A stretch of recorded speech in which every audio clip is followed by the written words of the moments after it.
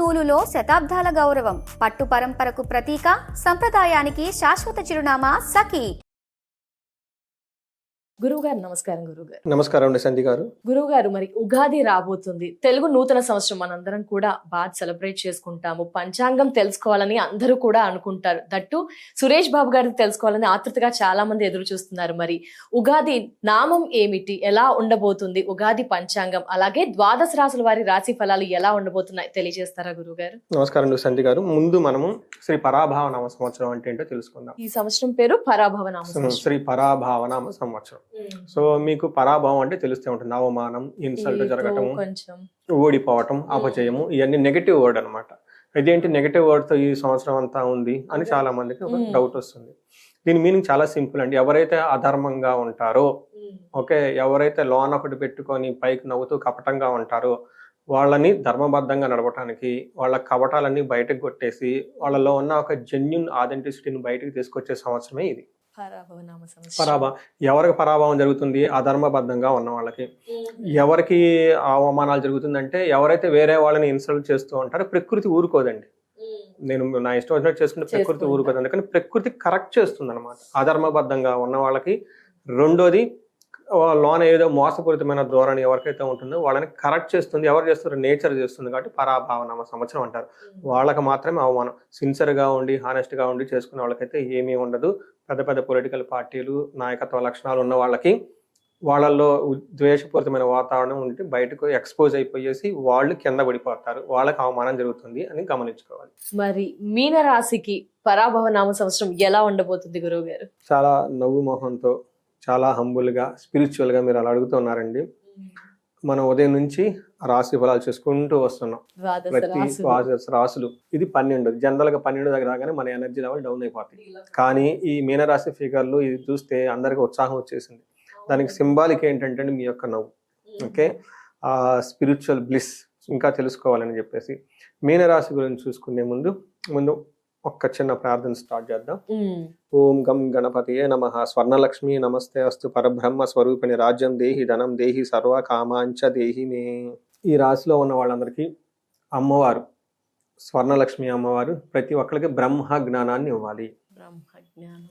బ్రహ్మ జ్ఞానం అనగానే అదేదో రకరకాలుగా ఊహించుకోకుండా సింపుల్ గా చెప్పాలంటే ఎప్పుడు నవ్వుతూ హ్యాపీగా బ్లిస్ఫుల్ గా ఉండాలి. రెండోది, అలాంటి మనస్తత్వం కూడా మన దగ్గర ఉండాలి. అది ఎప్పుడు వస్తుందంటేనండి, మనం ఎప్పుడైతే మనకున్న ప్రతిదాన్ని హోలిస్టిక్ గా చూడటం నేర్చుకున్నామో, స్పిరిచువల్ గా చూడటం నేర్చుకున్నామో, పవిత్రంగా చూడటం నేర్చుకున్నామో, వచ్చేసింది ఆ ఫీలింగ్, ఆ బ్లిస్ ఆటోమేటిక్ వచ్చేస్తుంది. అది రావాలి అంటే లక్ష్మీదేవి ఒక అనుగ్రహం ఉండాలంట. అమ్మవారిని పరబ్రహ్మ స్వరూపం అంటారు. అందుకని చాలా మంది హోమాలు చేస్తారు, మంత్రాలు చదువుతారు, అవి చేస్తారు, ఎందుకు చేస్తారు? ఏదో సాధించాలన్న. అదేంటంటే బ్రహ్మతత్వం. ఆ బ్రహ్మతత్వం ఎవరంటే లక్ష్మీదేవి ఒక కృప. ఆ లక్ష్మీదేవి కావాలి కాబట్టి మనకు ఋగ్వేదంలో శ్రీ సూక్తం పెట్టేశారు మంత్రం. ఆ మంత్ర రూపంలో అమ్మవారిని, ఆ శక్తిని పెట్టేశారు. అలా అమ్మవారి యొక్క కృప ఈ 2026 సంవత్సరంలో స్వర్ణలక్ష్మి యొక్క కృప మనందరి మీద, మీనరాశి మీద ఉండాలని చెప్పేసి కోరుకుంటున్నాను. అమ్మవారు మనకి ఫస్ట్ ఇవ్వాల్సింది బ్రహ్మ జ్ఞానాన్ని, బ్రహ్మతత్వాన్ని. ఎప్పుడైతే ఇది ఇచ్చేస్తామో ఇమ్మీడియట్గా అమ్మవారికి మనకు రెండో లిస్ట్ పెట్టేస్తాం. ఏమంటే రాజ్యం దేహి. రాజ్యం దేహి అంటే ఇక్కడ మనకి ఒక అధికారం, ఒక పవర్, ఒక స్టేటస్, ఒక రిప్యుటేషన్, ఒక గౌరవం, మర్యాద. ఒక మాట చెబితే ఆ మాటకి కట్టుబడి కొన్ని వేల మంది ఫాలో అవ్వాలి. అలానే మనకనేది కీర్తి ప్రతిష్టలు ఉండాలి. ఇలా ఒక గొప్పతనాన్ని కావాల్సింది రాజ్యం దేహి. అధికారం కావాలి మనకి, అంటే కదండి ఒక పవర్, స్టేటస్ కావాలి. నెక్స్ట్ మనకి ధనం దేహి. ఎంత ధనం కావాలి లెక్కలేదు. ఇంటికి పోతే ఇంటి నిండా ధనం ఉండాలి. ఆఫీస్కి పోతే ఆఫీస్లో ధనం ఉండాలి. బ్యాంకులో ఎన్ని అకౌంట్లు ఉంటే అన్ని అకౌంట్లో ధనం ఉండాలి. మనం లెక్క వేసుకునే టైం లేదు, అది ఉండాలి అంతే. ధనం అయితే ఉంది, లెక్క పెట్టడానికి టైం లేదు. బ్యాగులు, పర్సులు ఎక్కడికి వెళ్ళిపోతారు అక్కడ. బంధువులు ఇంటికి వెళ్ళామా, మీతో పాటు వాళ్ళు కూడా ధనం నిండిపోవాల్సిందే. ఎందుకంటే అంత ఉండాలి. పొరపాటున వీళ్ళకి శత్రువులు ఎవరి నుండి వాళ్ళ ఇంటికి వెళ్ళిపోయారా, వాళ్ళ ఇల్లు కూడా ధనంతో నిండిపోవాల్సిందే. అలా వీళ్ళకి ధనం ఉండాలి. లాస్ట్లో సర్వ కామాంచ దేహిమే. ఈ రాశి వాళ్ళకి ఏదైనా కావాలి అని అనుకుంటే ఆ నెక్స్ట్ సెకండే అది వీళ్ళకి సిద్ధించాలి. ఎనీథింగ్ అనమాట. అలా అమ్మవారి, స్వర్ణలక్ష్మి అమ్మవారి యొక్క 5 పరివార దేవతలను అంటారు. స్వర్ణ సూర్య, స్వర్ణ చంద్ర, స్వర్ణ అంగారక, స్వర్ణ బుధ అని చెప్పేసి రాహుకేతులు వీళ్ళంతా ఉంటారనమాట. వీళ్ళందరి కృప వల్ల వీళ్ళకి అష్టైశ్వర్యాలు భోగభాగ్యాలు కలిగి ఈ శ్రీ పరాభావనామ సంవత్సరంలో మీనరాశి వాళ్ళు అద్భుతంగా చూసుకుని వెళ్ళిపోవాలి అని చెప్పేసి మనం కోరుకుంటూ ఈ రాశి వాళ్ళ గురించి మాట్లాడుకుందామండి. ఇందులో పూర్వభాద్ర 4వ పాదం, ఉత్తరాభాద్ర 1, 2, 3, 4 పాదాలు, రేవతి 1, 2, 3, 4 పాదాలు అంతా మీనరాశిలో ఉంటారు. మనం ఇందులో పేరు బలం ప్రకారం చూసుకుంటే ది, దు, షం, ఝా, జే, దే, చాచి అన్న లెటర్స్ అంతా ఇందులో ఉంటారు. ఇది వెరీ ఇంట్రెస్టింగ్ గా ఈ ఒక్క రాశికే ఉన్న ఒక గొప్ప లక్షణం ఏంటంటే వీళ్ళకి ఆదాయం 14, వ్యయం 11. అంటే ఎలా ఉంది, మెరిట్ లో ఉన్నారు. రాజ్యపూజ్యం 7, అవమానం 2. ఇష్టపడేవారు 7, అవమానం 2 ఉన్నారు. సో దీన్ని బట్టి మనకేమవుతుంది, ఈ ఒక్క రాశి మీరు గమనించారా, రాజ్యపూజ్యం ఎక్కువగా ఉంది, ఆదాయం ఎక్కువ. ఈ ఒక్క రాశి వాళ్ళకే ఉంది 12 రాశులు. ఓహో ఎస్ గురుగారు, అన్ని రాశులతో అసలు ఖర్చులు ఎక్కువగా ఉండటము, అవమానం చూడలు ఎక్కువగా ఉండటం, ఏదో ఇంబ్యాలెన్స్ గా ఉంది. ఇది ఒక్క మీనరాశి వారే వ్యయం తక్కువగా ఉంది, అవమానించేవారు తక్కువగా ఉన్నారు. గమనించారండి మీరు? సో ఇది మీనరాశి వాళ్ళ యూనిక్నెస్. 12 రాశులు మనం ఉదయం చూసుకుంటూ వచ్చాం కదండి. దీని యొక్క స్టాండర్డ్స్ ఇదనమాట. అందుకని ఎంత ఉత్సాహంగా ఉండగానే మనం లాస్ట్ రాశి కూడా ఇంకా హ్యాపీగా గురువు గారు ఇక్కడ క్లియర్ గా అర్థం అవుతుంది. దట్ షోస్ లైక్ శకునం అంటారు చూసారా, మనం లాస్ట్ లో ఉన్నా గానీ ఉత్సాహంగా ఇంకా ఈ రాశి గురించి మాట్లాడుతున్నాం, అంతే ఎనర్జెటిక్ గా ఉన్నా. సో వీళ్ళకి ఇలాంటి మీనరాశి వాళ్ళకి ఈ ఒక్క మీనరాశే మిగతా 11 రాశులు వాళ్ళకి కంపాటిబిలిటీ ఉంటుందండి. ఈ రాశి వాళ్ళు ఎలాంటి రాశి వాళ్ళతో అయినా కానీ చక్కగా కలివిడిగా కలిసి ముందుకు వెళ్ళిపోతారు. మీనరాశి వాళ్ళు ఈ రాశికి ఉన్న యూనిక్నెస్ అది.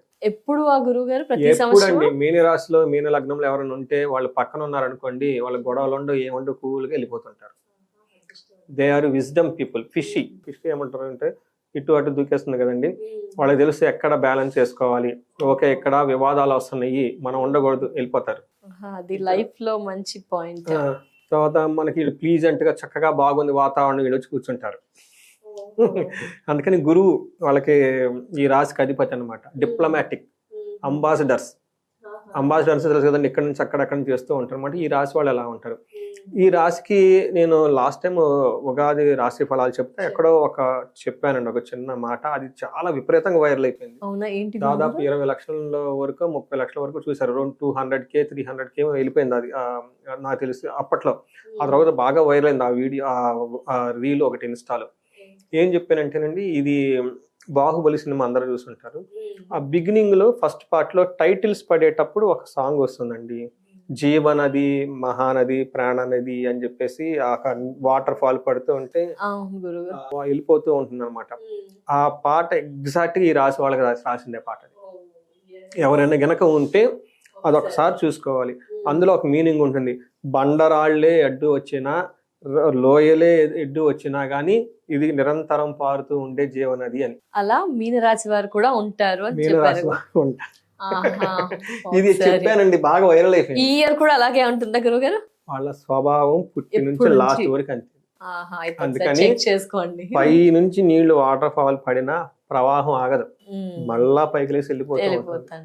దారిలో బండలు గుట్టలు వచ్చినా ఈటి దెబ్బకి అవి కరిగి గుండ్రంగా అయిపోవాల్సింది, వీళ్ళ ప్రవాహం ఆగదు. అది జీవనది మహానది అని బాహుబలిలో ఇంట్రడక్షన్ సాంగ్ ఉంటుంది. అంటే నేను జ్యోతిష్కుని కదండి, సినిమాలు చూసేటప్పుడు కూడా ఈ మైండ్ లో వస్తుంటే నాకు అంటే too much infinity with the శాస్త్రానికి అనుగుణంగా ఎక్కువ ఉంటాను కాబట్టి అలా కనెక్ట్ అయ్యారు. ఏదైనా మూవీ చూస్తున్నా గానీ నేను మా మిస్సెస్ ఏదైనా వచ్చినా గానీ నాకు ఆ జ్యోతిష్యం పాయింట్ ఆఫ్ లో చూస్తుంటాను. అందుకని అందరికి రాని నాకెందుకు వస్తుంది అంటే, ఓకే ఇది జీవనది మహానది. ఎందుకంటే ఈ రాశి వాళ్ళది కూడా వాటర్, నీటి తత్వానికి సంబంధించిన రాశి. ఓకే గురువుగారు. మీన రాశి 2 చేపలు అంటే పైన ఒక ఫిష్ కింద ఒక ఫిష్. ఫిష్ ఎక్కడ ఉంటుందంటే నీళ్ళల్లో ఉంటుంది. ఇది వాటర్ కి సంబంధించిన నాలెడ్జ్. వాటర్ ఏంటి, అందులో బాహుబలి ఇంట్రడక్షన్ లో జీవనది గురించి మాట్లాడుతూ రాస్తూ ఉంటాడు అనమాట, ఎక్కడ ఆగదు ప్రవాహం అని. అలానే వీళ్ళు కూడా ఎక్కడ తగ్గేదేలే, బండరాళ్ళు వచ్చినా అలపాతాలు లోయల్లో పడినా ప్రవాహం ఆగకుండా వెళ్ళిపోతూ ఉంటారు.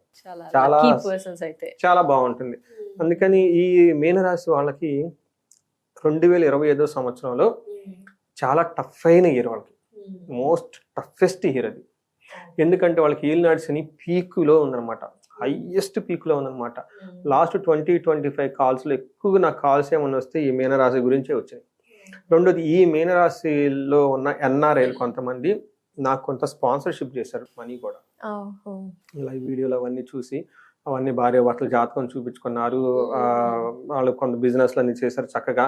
ఆ బిజినెస్లో కొన్ని లాస్ వచ్చేసి తీసేశారు, ఆ టఫ్ టైంలో వచ్చారు. ఆ తర్వాత కొన్ని పూజలు పరిహారాలు అవన్నీ చేసుకున్న తర్వాత అప్పుడు ఆ డిస్కషన్లో మేము మీకు ఫైనాన్స్గా హెల్ప్ చేస్తామండి, మాకు హెల్ప్ చేయండి, ఇలా ప్రాబ్లం మీ మీద నమ్మకం ఉందంటే చాలా డబ్బులు స్పాన్సర్ చేశారు, కూర్చోబెట్టి అటు పురాణాల్లో ఏం చెప్పారు, తాంత్రాలికలో ఏం చెప్పారు, మన వేదాలలో ఏం చెప్పారు, జనవక్తంలో జనాల నుంచి వచ్చిన కొన్ని ప్రాక్టీసెస్ ఉంటాయి, ఇవన్నీ తీసుకొని ఒక స్టడీ లాగా చేసి వాళ్ళకి దాదాపు 3 days 4 days 5 days పూజలన్నీ చేయించిన తర్వాత 21 days ఒక ఫీడ్బ్యాక్, 31 days ఒక ఫీడ్బ్యాక్, చూడండి 1 71 days ఒక ఫీడ్బ్యాక్. అలా ఫీడ్బ్యాక్లు వచ్చేసి ఆ తర్వాత అయితే ఏమవుతుందంటే మీనరాశి ఒక చాప కిందకి ఒక చాప పైకి ఉంటుందండి. నాకు ఆ తత్వం ఎందుకని ఆ ఇన్సిడెంట్స్లో నాకు అర్థమైంది. వాళ్ళు ఏలినాడు శని బాధలో ఉండి కూడా చూడండి ఇలా ఫైనాన్స్ చేసి వాళ్ళు లాభపడ్డారు, అది ఓకే. ఆ యొక్క రీసెర్చ్లో నేను ఇన్వాల్వ్ అయ్యి ఉండి వాళ్ళకి పూజ, ఆ జ్ఞానం నా దగ్గర ఉంది కదా. ఆ తర్వాత మీనరాశి వాళ్ళకి చాలా మందికి అదే స్టైల్లో పూజలు చేశాను నేను. చూడండి వాళ్ళు డౌన్లో ఉండి మళ్ళీ ఒకళ్ళకి ఇచ్చి వేరే వాళ్ళకి ఎంతమంది హెల్ప్ చేశారు. అది మీనరాశి యొక్క తత్వం. ఆ చాప కిందకి పైకి ఎందుకు ఉందంటే రీజన్ అది, వాళ్ళు డౌన్ పరిస్థితులు ఉన్న పైకి మళ్ళీ వస్తారు. అంటే వీళ్ళ గురించి కొంచెం ఎక్కువ చెప్తున్నా, ఎందుకంటే లాస్ట్ ఇయర్ బాగా సఫర్ అయి ఉన్నారు, చాలా కాల్స్ వచ్చేసినాయి అనమాట. అయితే వీళ్ళకి ఉన్న హ్యాపీ న్యూస్ ఏంటంటే క్రైసిస్ పాయింట్, మోస్ట్ టఫ్ అయిన పాయింట్ ఆల్రెడీ అయిపోయింది. ఇంకా అంటే ఇలా సైకిల్ తిరుగుతూ ఉంటుంది కదండి, మా క్రిటికల్ పాయింట్ అంటారు, ఆ critical point last year touch చేశారు. ఇక అంతా వీళ్ళకి గ్రోత్ ఉంటుంది, మంచి జరగబోతుంది, ఇక అంతా వీళ్ళకి ప్రాస్పెరిటీ ఉంటుంది, గ్రోత్ ఉంటుంది. అందుకని ఆదాయం 14, వ్యయం 11, అది ఓరకేం రాలా, ఇన్ని ఇబ్బందులు పడిన తర్వాత ఎఫ్ఐఆర్లు వచ్చినాయి అనమాట. అలానే రాజ్యపూజ్యం 7 ఇప్పుడు ఓరకేం రాలా, ఎన్నో ఇబ్బందులు అవమానాలు ఇన్సిడెంట్లు అన్ని పేడిన తర్వాత ఇప్పుడు రిలాక్స్ అయ్యి ఇప్పుడు వస్తుంది అనమాట. అది 10 తిట్లిన తర్వాత 11వ ఓకే అంటే బాగుంటుంది కదా. అందుకని రాజ్యపూజ్యం ఇప్పుడు వచ్చేస్తుంది అనమాట. అలానే అవమానం అనేది ఎవరు లేరు, అంటే they are in the progressive track లో ఉన్నారనమాట. ఇది వీళ్ళకి. తర్వాత వీళ్ళకి మెయిన్ ఇంపార్టెంట్ బాగా గుర్తుపెట్టుకోవాల్సింది ఏంటంటే అండి, ఫస్ట్ హౌస్ లో శని ఉండటం తోటి ఏలినాడు శని ప్రభావంలో ఉన్నారు వీళ్ళు. కొత్తగా బిజినెస్లు చేయటం, కొత్తగా ఎవరైనా లైఫ్లోకి వస్తే రిలేషన్షిప్ పేరుతో వాళ్ళతో చాలా జాగ్రత్తగా ఉండాలి, కొత్తగా ఏమీ చేయకూడదు. ప్రతి కొత్తది వీళ్ళకి ఒక దేవదూతలాగా ఇలా ముందు కళ్ళ ముందు కనిపించేసి అవకాశాలన్నీ ఊరించేసి అవన్నీ తీసేసుకొని వెళ్ళిపోతారు వీళ్ళు జంప్. ఆ తర్వాత వీళ్ళు డెమోన్ లాగా కనిపిస్తారు. అందుకని చాలా జాగ్రత్తగా ఉండండి. 2 స్టెప్పులు జీవితంలో ఎనిక్కే చేసేయండి, వచ్చిన నష్టం ఏమీ లేదు. హ్యాపీగా కూర్చోండి భార్యతోటి పిల్లలతోటి. తిన్నా కానీ మీకు వచ్చిన ఖర్చులు పెద్దే ఉండదు. ఇంటికి తింటే ఎంత అవుతుందండి ఖర్చు? 1,00,000-2 లక్షల కంటే ఏమైనా ఎక్కువ తింటారు చెప్పండి? వీళ్ళు కొత్త ఎక్స్పెరిమెంట్లు చేసి బిజినెస్లు చేసి ఆ లక్షలు పోగొట్టుకుంటే ఏమవుతుందండి, మళ్ళీ ఆ లక్షలకు మళ్ళీ అప్పులు చేసి వాటికి వడ్డీలు కట్టుకొని ఇలా రాంగ్ ట్రాక్ లో పడిపోయే అవకాశం ఎక్కువగా ఉంటుంది. కాబట్టి బిజినెస్ చాలా సింపుల్ గా హంబుల్ గా ఉండటం అవసరం. గురువు వీళ్ళకి జూన్ వరకు నార్మల్ గా ఉన్న, జూన్ తర్వాత వీళ్ళకి గురువు 5వ స్థానంలోకి వెళ్ళి మహాభాగ్య యోగం రాబోతుందండి. జూన్ వరకు కొంచెం జాగ్రత్తగా ఉండాలి. అనే రాహు వీళ్ళకి 12వ స్థానంలో ఉండి విపరీత వేద ఉండటం తోటి రాహు వీళ్ళకి ఫారిన్ లో ఉన్న వాళ్ళకి, ఫారిన్ కనెక్షన్ చేసే వాళ్ళకి బాగా కలిసి వస్తుంది. ఇప్పుడు మనం చూసుకున్నాం అనుకోండి, ఫస్ట్ హౌస్ లో శని ఉండటంతో ఏమవుతుందంటే మతి భ్రంశో అంటారు. అంటే మైండ్ చాలా యాక్టివ్గా ఉండదు, అంటే ఎక్కువగా రిస్క్ తీసుకోలేరు, రకరకాల ఆలోచనలు వస్తుంటాయి. అందుకని ఈ టైంలో కొత్తగా పనులు ఏమి చేయకూడదు, కొత్తగా పరిచయాలు అలాంటివి ఏమి పెట్టుకోకూడదు. హ్యాపీగా ఉన్న వాళ్ళతో ఉండండి. Known enemy is far better than the unknown angels. దూరంగా ఉండాలి. అందుకని ఏంజల్స్ దేవదూతలు వచ్చి ఇలా కళ్ళ ముందు కనిపించేసి వెళ్ళిపోతాం అంటే ఆ పోయేదాకానే, ఆ పోయిన తర్వాత వీళ్ళు వెళ్ళిపోతారు, వీళ్ళు ఏమైపోతారు అర్థం కాదు. ఒక్కడ మాత్రం కొంచెం గుర్తు పెట్టుకోండి ఈ రాశి వాళ్ళు. తర్వాత వీళ్ళకి 5వ స్థానంలో గురువు రావటం తోటి అర్ధలాభం, ఐశ్వర్యం, స్వకర్మరతి హర్షితం, సదా స్వజన సౌఖ్యం, పంచమ స్థాదేత్ గురువు అంటారు. గురువు వీళ్ళకి మహాభాగ్యాన్ని తాగబోతున్నారు. మహాభాగ్యం అంటే ఏంటి? అర్ధలాభం, ఫైనాన్షియల్ గా బాగుంటుంది. తర్వాత ఐశ్వర్యవంతంగా ఉంటుంది. స్వకర్మరతి హర్షితం, ఏదైనా కనుక పని చేస్తే ఆ పనిలో వీళ్ళకి చక్కగా అప్రిసియేషన్స్ వస్తుంది.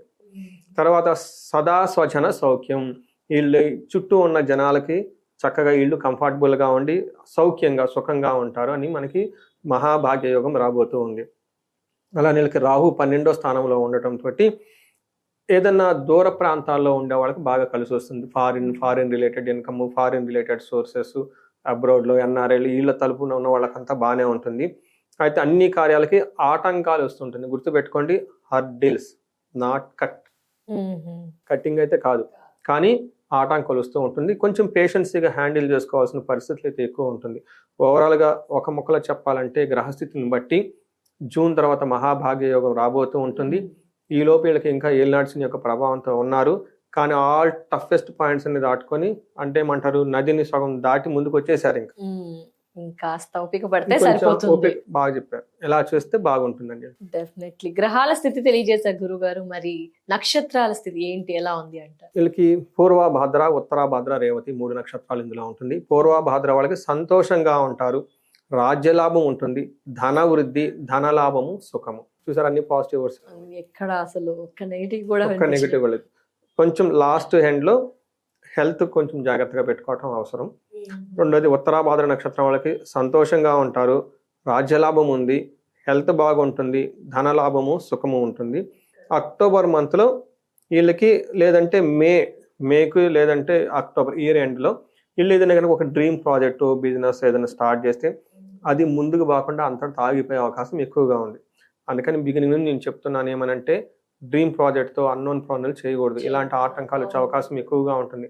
ఈలోపు టైం వేస్ట్, ధనం వేస్ట్, అన్ని వేస్ట్ అవుతుంది కదా. అసలు ఏమి చేయకుండా ఉంటే ఏముండదు కదా, మాక్సిమం తిండి ఖర్చు అవుతుంది. రేవతి నక్షత్రం వాళ్ళు సంతోషంగా ఉంటారు, ధన ప్రాప్తి ఉంది, హెల్త్ బాగుంటుంది, ధన లాభము, సుఖము, అన్ని విధాలా బాగుంది వీళ్ళకి.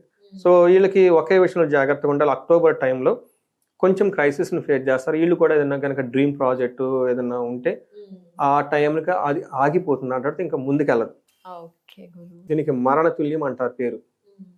మరణం అంటే ఏంటంటే స్ట్రక్ అయిపోవటం, ఇంకా పోదు, ఇంకా ఆ తర్వాత ఎంత నెట్టినా. మరణం అంటే భయపడాల్సిన అవసరం లేదు, స్ట్రక్ అయిపోతారు.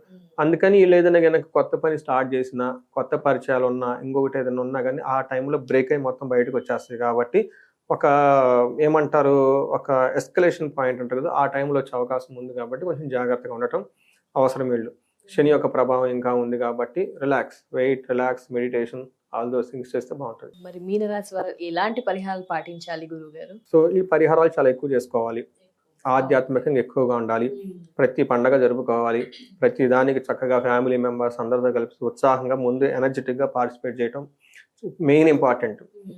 ఇందులో శనికి సంబంధించి శని పిప్పలాద స్తోత్రం ఉదయం, సాయంత్రం, సూర్యోదయం, సూర్యాస్తమయం చదువుకోవాలి, హనుమాన్ చాలీసా చదువుకోవాలి, నవగ్రహాల చుట్టూ తిరగాలి, శనికి తైలాభిషేకం చేసుకోవాలి, తర్వాత శనికి పాశుపతాభిషేకం చేసుకోవాలి. శనికి తైలాభిషేకంతో పాశుపతాభిషేకం కూడా చేస్తాడు. శనికి సంపూర్ణ శాంతి పూజలు చేసుకోవాలి. తిరునల్లార్ ఖచ్చితంగా తమిళనాడులో దర్శనం చేసుకుంటూ రావాలి. ఇవన్నీ చేయాల్సిందే, ఎక్కడ గ్యాప్ ఉండకూడదు. మనకి జూన్ తర్వాత గురువు వీళ్ళకి అదృష్టాన్ని తీసుకొస్తున్నారు. బట్ ఈలోపు ఒక్కసారి ఆశ్రమాలకు కానివ్వండి, మఠాలకు కానీ వెళ్ళేసి అక్కడ కొంచెం స్టే చేసి భగవద్గీత ఇలాంటి ఆధ్యాత్మిక చంద్రంతో ఉండి వీళ్ళకి చదువు నేర్పిన గురువులు, పెద్దవాళ్ళు, వాళ్ళు ఎవరైనా ఉంటే వాళ్ళ దగ్గర ఆశీర్వాదం తీసుకోవడం చాలా ఉత్తమం. ఈలోపు వీళ్ళు ఒకసారి కోటప్పకొండ గుంటూరు దగ్గర వెళ్ళి దర్శనం చేసుకుంటే ఇంకా మంచిది. దక్షిణామూర్తి అవతారం కొండ మీద, అక్కడ గురువుకి హోమం కూడా చేస్తారు. దేవస్థానం వాళ్ళు చాలా చాలా తక్కువ రేట్లు చాలా బాగా చేస్తారు. అలా దక్షిణామూర్తికి హోమం ప్రతి గురువారం చేసే ఏకైక టెంపుల్ ఎక్కడ లేదు, అదొకటే ఉంది ప్రపంచంలో. అసలు దక్షిణామూర్తి గుడే ఎల్లోనుగా ఉన్నది అదొకటే. అక్కడికి వెళ్ళి మళ్ళీ శనగలు ఇవన్నీ దానం చేస్తుంటే బాగుంటుంది. సో వీటితో పాటు నేనేం చెప్తానంటే, లాస్ట్ హోల్ ఇయర్ అంతా చాలా మంది కాల్స్ ఎక్కువ వచ్చాయి అనమాట. డైలీ 1 or 2 ఈ రాశి నుంచే. ఈ నాకున్న ఈ అనుభవం 3 years నుంచి ఉన్న అనుభవం, అందులో ఎస్పెషల్ లాస్ట్ ఉన్న అనుభవంతో కొన్ని డిఫరెంట్ అయిన జాతకాలు ఉంటాయి. అవి చాలా ఎక్కువగా సఫర్ అవుతూ ఉంటారు వాళ్ళు. అంటే ఆల్మోస్ట్ మ్యారేజెస్ బ్రేక్ అయిపోయి ఉంటాయి, లీగల్ నోటీస్ సర్వ్ చేసేసుకొని ఉంటారు, బిజినెస్లు పెట్టి లాసులు వచ్చేసి రోడ్డు మీదకి పడే అంత స్టేజ్ దాకా వచ్చిన వాళ్ళు ఉన్నారు. అలానే కొంతమంది నమ్మించి మోసపోయిన వాళ్ళు చాలా మంది ఉన్నారు. అయ్యో వీళ్ళని నమ్మి పెట్టామండి బిజినెస్లో, అటు చూస్తే డబ్బులు పోయినాయి, ఇళ్ళు పోయారండి, ఏంటండి అని ఇలా ఎక్స్ట్రీమ్గా వెళ్ళిపోయిన కేసులు నేను చాలా హ్యాండిల్ చేస్తున్నాను అనమాట. కొంతమంది నా దగ్గర ఫీజు కట్టడానికి కూడా లేక ఫోన్లు ఒట్టి చేసి ఏడ్చిన వాళ్ళు కూడా చూసాను నేను. అయితే చాలా రేర్ కేసులు అవి. ఏమంటే పరిహారాలు కూడా ఒక బిగినింగ్లో సెన్సైజ్ చేసుకుంటే బాగుంటుందండి. అంతా అయిపోయి సఫర్ అయిపోయి డైవర్సులు తీసుకొని అప్పుడు జాతకానికి వెళ్లకుండా ఆ తల్లిదండ్రులు కొంతమంది చేస్తుంటారు, ఎన్ఆర్ఎల్ అక్కడెక్కడ ఉంటారు, వీళ్ళ తల్లిదండ్రులు జాతకం చూపించుకుంటుంటారు, అప్పటికి ఆల్రెడీ సిచ్యువేషన్ అయిపోయి ఉంటుంది. ఇప్పుడు బిజినెస్ పెట్టి డబ్బులని అయిపోయిన తర్వాత ఇంక ఉపయోగం ఉంది. ముందుగానే ఎంత డబ్బులు పోయి ఉంటాయి, 10 లక్షలు పోయి ఉండొచ్చా, 20 లక్షలు, అంటే మినిమం ఒక బిజినెస్ 15-20 లక్షలు లేకుండా ఏ బిజినెస్ రాదు. అందులో మన ఐటీ సాఫ్ట్వేర్ అవి చేసి డిగ్నిటీగా ముందు పెడతారు, హైఫైలో స్టార్ట్ చేస్తారు, సహజం అలానే స్టార్ట్ చేస్తారు. ఆ తర్వాత రాకపోతే మనస్పర్ధలు వస్తాయి, ఎంత డబ్బు పోయి ఉంటుంది చూడండి. అందుకనే బిఫోర్ ఎప్పుడు ఒక ఇంపార్టెంట్ డెసిషన్ తీసుకున్నప్పుడు ఖర్చు అవుతుంది కన్సల్టేషన్ ఫీజు. ఆ వారు చాలా క్లారిటీ వస్తుంది, లైఫ్ సేవ్ అవుతుంది. అవును గురుగారు. నా దగ్గరకు వచ్చిన జాతకం ఖరాఖండి చెప్తా, మీకు బిజినెస్సా జాబా డబ్బులు సంపాదించటమా, నా దృష్టిలో ఆల్ ఆర్ డిఫరెంట్. మీకు జాబ్ పోతుంది కాబట్టి బిజినెస్ చేయాలనుకుంటారు, ఆ బిజినెస్ లో ఇంకా పోగొట్టుకుంటే జాబ్ చేసినా ఏది చేసినా కానీ అసలు ధనం ఎలా వస్తుంది, ధనం ఎలా వస్తుందో చూసుకోండి ముందు. ధనం ఎలా వస్తుంది, అసలు మీ ధనానికి ఎన్ని రకాల పారామీటర్స్ ఉన్నాయి, 9 రకాల ధనాలు ఉంటాయి మన జ్యోతిష శాస్త్రంలో. అందుకనే ఇండియన్స్ ఆర్ ఎవర్ రిచ్. మనకి 17th century వరకు ఎంతమంది పరిపాలించినా ఇండియన్స్ ఆర్ ఆల్వేస్ రిచ్ కదా. బంగారం అంటే ఏంటి ఇది కాదు. అయితే మన అన్ఫార్చునేట్ అది వదిలేసుకున్న ప్రెషస్ నాలెడ్జ్ని జ్యోతిష శాస్త్రంలో ధనానికి సంబంధించి సంపాదించుకోవడానికి 9 రకాల మార్గాలు. అందులో మనం చేసేది 2, జాబు బిజినెస్ 2. మరి ఇంకా మిగతా 7 ఏంటి అవి తెలుసుకోవాలి కదా. అంత డీటెయిల్డ్ ఎక్స్ప్లెనేషన్ ఇచ్చే బ్యూటిఫుల్ సైన్స్ జ్యోతిష శాస్త్రం, సైన్స్ బియాండ్ సైన్స్. అందుకని ఇండివిజువల్ గా జాతకం చూపించుకోవడం చాలా ఇంపార్టెంట్. రెండోది 35 to 45 ఉన్న ఏజ్ గ్రూప్ వాళ్ళ మీద రీసెర్చ్ చేస్తూ ఉన్నాను నేను. మిడ్ లైఫ్ క్రైసిస్ అంటారు, అది వాళ్ళ లాంగ్వేజ్, వాళ్ళకి అర్థమయ్యే లాంగ్వేజ్. బట్ అది కాదు, జ్యోతిష శాస్త్రంలో you have the more obligations. పెళ్లి చేసుకొని 2 పిల్లల్ని కనేసి ఆ తర్వాత జాబులు చేసుకుంటే కాదు. There is a responsibility towards your lineage. మీకు జన్మలు ఇచ్చిన మీ పైన వాళ్ళకి ఉన్న రెస్పాన్సిబిలిటీ ఏంటి, సమాజానికి ఉన్న రెస్పాన్సిబిలిటీ ఏంటి. ఈ సమాజానికి ఉన్న రెస్పాన్సిబిలిటీ గ్రహ దోషాలు. అలానే తల్లిదండ్రులకు, మీ వంశానికి, నువ్వు భూమి మీద రావడానికి వచ్చిన వాళ్ళకు ఉన్న రెస్పాన్సిబిలిటీస్ ఏంటి. ఇవి శాపాలు, పితృశాపం, మాతృశాపం, స్త్రీ శాపం, ఇలా ఇవన్నీ బ్లాకేజెస్ అంటారు. ఇవన్నీ బ్లాకేజెస్ టు గ్రో అనమాట. ఈ ఏలినాడు శని ఉన్న టైంలో వీటి యొక్క ఇంపాక్ట్ ఇంకా యాడ్ అవుతుంది అనమాట. ఆల్రెడీ అది వీక్ ఉంది, దీనికి ఇంకా యాడ్ అయిపోతుంది. అందుకని ఎవరైనా ఈ ఏజ్ బ్రాకెట్ లో ఉండి ఎక్స్ట్రీమ్ గా ఇబ్బంది పడుతున్న వాళ్ళు ఒక్కసారి జాతక చక్రం చూపించుకొని ఎందుకు రీజనెంట్ అని తెలుసుకొని తగు పరిష్కారాలు 1-2 సార్లు చేసుకోవాలి, ఒకసారని కాదు, 1-2 సార్లు చేసుకుంటూ ఉంటే ఈ యొక్క తీవ్రతను చాలా వరకు తగ్గుతుంది అనమాట. అంత ఎక్స్ట్రీమ్కి వెళ్ళిపోవు కదండి. సమస్య ఉంటుంది విచ్ కెన్ బి బేరబుల్. సమస్య అసలు భరాయించలేకుండా పోతే. ధన్యవాదాలు గురుగారు. ఏంటంటే 12 రాశుల్లో అన్ని రాశుల వారి గురించి చాలా క్లుప్తంగా వివరించారు. చిట్ట రాశి అయిన మీన రాశి గురించి కూడా చాలా క్లుప్తంగా ఎక్స్ప్లెయిన్ చేసేసి పరిహారాలు తెలియజేశారు. ధన్యవాదాలు గురుగారు. నమస్కారం. ధన్యవాదాలు సంధ్య గారు. మీకు అలానే మీ కుటుంబానికి సుమన్ టీవీ మనకు ప్లాట్ఫామ్స్ ఇచ్చారు. టెక్నీషియన్లు లైక్ వీళ్ళంతా కూడాను పరాభావ నవ సంవత్సరంలో అందరికి అష్టైశ్వర్యాలు కలగాలి, అందరికి భోగభాగ్యాలు కలగాలి, అందరూ చక్కగా ఉండాలని చెప్పేసి మనం కోరుకుందామండి. థ్యాంక్ యూ గురుగారు ఫర్ యువర్ బ్లెస్సింగ్స్. నమస్తే గురుగారు. నమస్తే.